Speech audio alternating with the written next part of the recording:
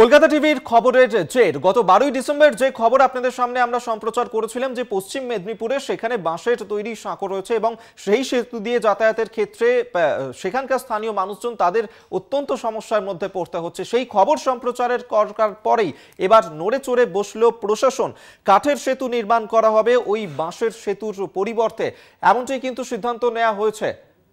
মধুসূদন ভট্টাচার্য এই মুহূর্তে আমাদের সঙ্গে টেলিফোনে রয়েছেন, প্রতিনিধি বিস্তারিত জানবো।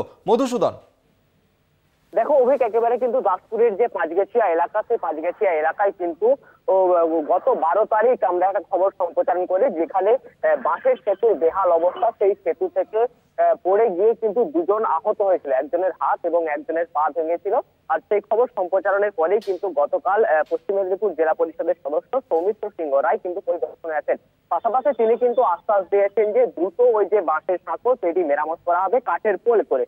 তবে এলাকায় কিন্তু একটা স্বস্তি ফিরেছে যে খুব দ্রুত একটা কাঠের পোল পাবে এলাকার মানুষজন, এটি কিন্তু একটা স্বস্তি ফিরেছে সাধারণ মানুষের মধ্যে। তবে বর্তমানে স্থানীয় গ্রাম পঞ্চায়েতের উদ্যোগে ওই যে বাসের সাঁকো সেটিকে আপাতত ভাবে বন্ধ করে রাখা হয়েছে। দূরপথে কিন্তু মানুষজন যাতায়াত করছে।